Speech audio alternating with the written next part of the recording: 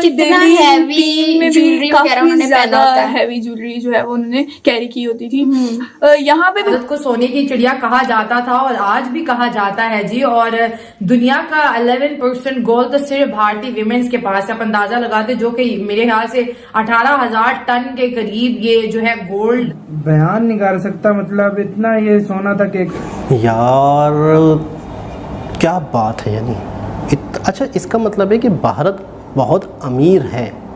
सोने की चिड़िया वो बता तो रहे हैं, ऐसे थोड़ी कहा जाता है। बिल्कुल। 50 भी होते हैं और 8 किलो के जूते और फिर वो जो तीर कमान और इसके साथ साथ हीरे जवाहरात और 5,000 अमेरिकन डायमंड्स का राम टेम्पल का नेकलेस भी। ये कि यहाँ पर चढ़ावों के तौर पे गोल्ड दिया जाता है, मतलब अपने भगवान से, अपने परमेश्वर से लगाओ एक भारत को सोने की चिड़िया कहा जाता था और आज भी कहा जाता है जी। और दुनिया का 11% गोल्ड तो सिर्फ भारतीय विमेन्स के पास है। आप अंदाजा लगाते जो कि मेरे ख्याल से 18,000 टन के करीब ये जो है गोल्ड। और जो दिवाली में गिफ्ट दिए जाते हैं ये वो सिर्फ विमेन की बात करें। हाँ। गोल्ड के रिजर्व तो ज़्यादा गवर्नमेंट के पास भी होते हैं और 8 किलो के जूते और फिर वो जो तीर कमान और इसके साथ साथ हीरे जवाहरात और 5,000 अमेरिकन डायमंड्स का राम टेम्पल का नेकलेस भी जो है भगवान राम को जी गिफ्ट किया गया है। इसके अलावा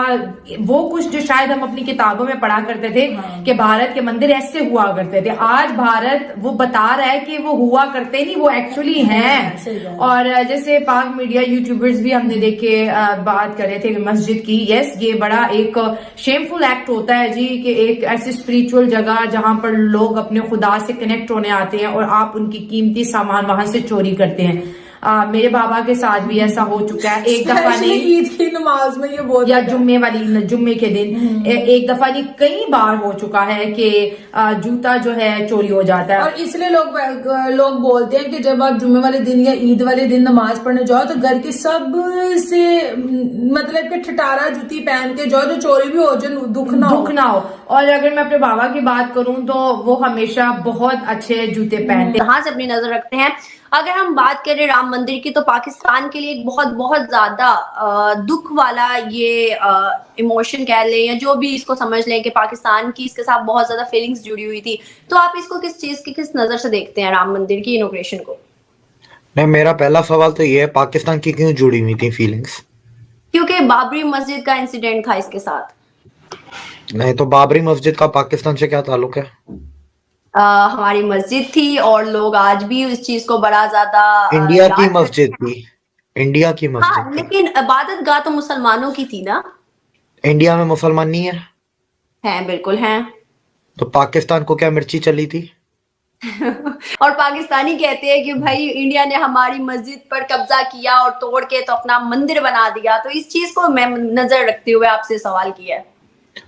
नहीं तो पाकिस्तानियों को ये नहीं पता कि 1977 में जो एक्सकवेशन हुई थी वो के मोहम्मद नाम के एक आर्कियोलॉजिस्ट ने की थी, जहां से नीचे से खंबे निकले थे, ठीक है। और उसके बाद 2003 में फिर एक्सकवेशन होती है जिसके अंदर फिर 70 खंबे, मूर्तियां और दीवारें और उसके अंदर कुछ मगर पर नाला और भी बहुत सारी चीजें निकलती हैं।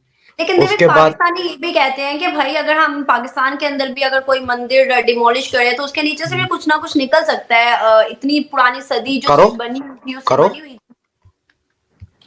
मंदिर के नीचे से बिल्डिंग मिल सकती है पर मंदिर के नीचे से कभी मस्जिद नहीं मिल सकती। अगर मस्जिद मिलती है करो, पूरी दुनिया में ना चर्च मिलेगा ना मस्जिद मिलेगी, मंदिर के नीचे से ना सिनागॉग मिलेगा।